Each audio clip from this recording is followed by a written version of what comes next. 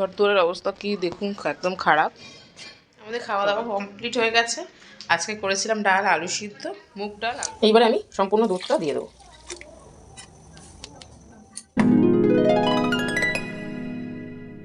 ঘরদুয়ারের অবস্থা কি দেখুন, একদম খারাপ। সকাল সকাল কোনো কাজকর্মই করতে ইচ্ছা করছে। আমার দুই মেয়ে এখনো ওঠেনি, ওরা এখনো ঘুমোচ্ছে।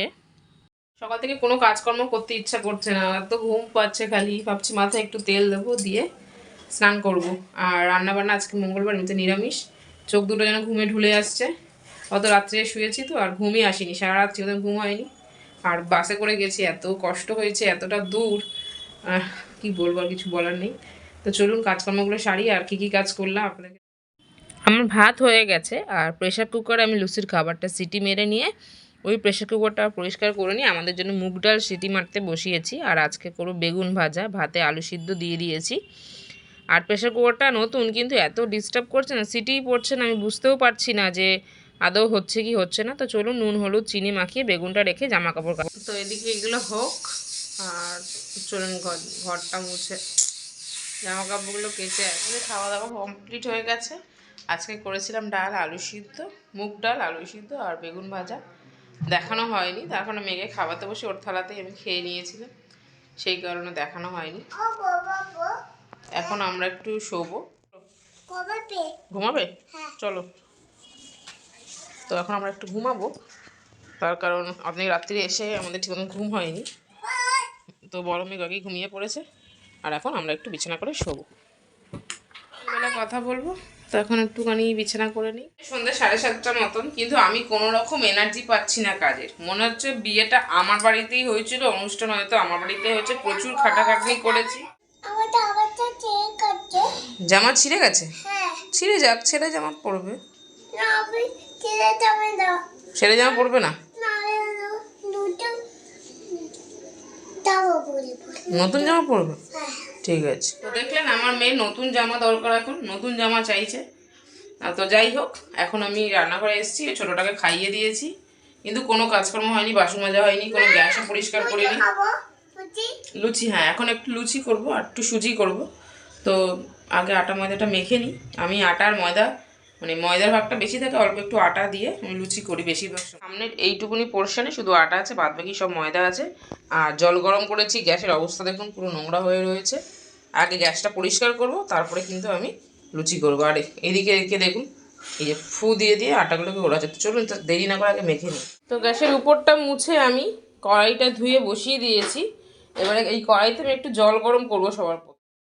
জল গরম বসিয়ে আমি দুধের প্যাকেট নিয়ে আসবো, গুঁড়ো দুধের, কেন গুঁড়ো দুধ দিয়েই আজকে আমি সুজিটা কিন্তু করব। এরপর জল গরম হয়ে যাওয়ার পর দুধটাকে মিশিয়ে রেখে আমি সুজিটাকে খুব ভালো করে ভেজে নেব। আর সুজি ভাজার সময় আমি কোনো রকম ঘি দেবো না। ভাজা হয়ে যাওয়ার অর্ধেকটা ভাজা হয়ে যাওয়ার পরে আমি এখানে ঘি দিয়ে আবারও ভালো করে ভেজে নেব। তার কারণ আমি আমার মাকে দেখতাম যে ঘিটা একটু পরেই দিত, ঘিয়ের ফ্লেভারটা যাতে থাকে, যাতে ঘিয়ের স্মেলটা পুরো সুজিটার মধ্যে যাতে পাওয়া যায়, খাওয়ার সময় যাতে ঘি একটা সুন্দর গন্ধ থাকে। তো আমি সেইভাবেই ভেজে নেওয়ার চেষ্টা করব। মায়ের মতন তো আর পুরোপুরি হয় না, তবু যতটা পারি মায়ের দেখে শেখার চেষ্টা করেছি। আমি তো বেশি দিন মাকে আমার সাথে পাইনি, যতটুকুনি পেয়েছি মায়ের থেকে, যতটুকুনি শিখেছি ততটুকুনি আমি করি। তো সেইভাবেই করার চেষ্টা করি, আর আপনাদেরকে আমি সেইভাবেই কিন্তু ভিডিওর মাধ্যমে সেই জিনিসগুলোকেই তুলে ধরি। আর আমার সুজিটা ভাজা হয়ে গেছে, এবারে আমি কিছুটা ঘি এখন দেবো এবং কিছুটা ঘি শেষে দেবো, নামানোর ঠিক আগে। তো এইবারে ভালো করে ঘি দিয়ে আবারও ভেজে নিয়ে দিয়ে দিতে হবে দুটো তেজপাতা। তেজপাতা দিয়ে দিলে ফ্লেভারটা তো খুব ভালোই আসে, আপনারা খুব ভালোই জানেন। আর আমার কাছে এলাচের গুঁড়ো ছিল না, সেই কারণে আমি এলাচের গুঁড়োটা কিন্তু দিতে পারিনি। আপনাদের কাছে থাকলে আপনারা অবশ্যই এলাচের গুঁড়ো একটু দিয়ে দেবেন। প্রথমে তো আমি সামান্য একটু জলই দিলাম, তার কারণ যাতে একটু নুন দিয়ে দেবো, যাতে সিদ্ধ হয়ে যায় সুজিটা। আর দুধ দেওয়ার পরে যাতে সুজির পুরো দুধটা টেনে শুকিয়ে না যায়, সেই কারণেই কিন্তু আমি জলটা দিয়ে আগে একটু সিদ্ধ করে নিয়েছি, পরে আমি দুধটা অ্যাড করে সম্পূর্ণ সুজিটা করে নেব। এরপরে আপনারা যে যেরকম মিষ্টি খান সেই পরিমাণে মিষ্টি দেবেন। আমার ঘরে খানিকটা বাতাসা ছিল, সেই জন্য আমি ওটা দিয়ে আর যতটা পরিমাণে চিনি লাগবে আমি দিয়ে দিলাম, কারণ সুজি আমরা একটু মিষ্টি মিষ্টি খেতেই ভালোবাসি, আর সুজিটা একটু মিষ্টি কম হলে ভালো লাগে না। সুজির মাঝখানেই আমি বাসনগুলো সব মেজে নিয়েছি, কারণ বাসনগুলো পেছনে পড়েছিল, আমার ভালো লাগছিল না। এরপরে সুজি করার পরে আমি লুচিগুলোও করে ওদেরকে সব খেতে দেবো। আর সুজিটা হয়ে গেছে শেষ পর্যন্ত। আমি দেখুন আবার একটু ঘি দিয়ে দিলাম। লুচিগুলো ভাজার পরে ওদেরকে সবাইকে খেতে দিয়ে আমিও দুটো লুচি নিয়ে বসে পড়বো। আর বাদ বাকিগুলো কালকে যদি সময় পাই তো করবো, নয়তো সকালবেলা আর কোনো কালকে ব্রেকফাস্ট করা হবে না, কারণ আপনারা সবাই জানেন যে কালকে সরস্বতী পুজো। তো চলুন আমরা এটা খাওয়া দাওয়া করি, আর আপনারা কিন্তু ভিডিওটা শেষ পর্যন্ত দেখুন। বাজে রাত 10:30 মতন, ওরকমই কাছাকাছি, 10:25 হয়েছে।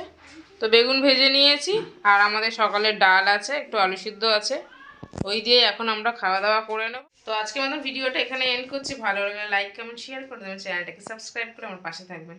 সবাইকে শুভরাত্রি, ভালো থাকবেন, সুস্থ থাকবেন, বাই বাই।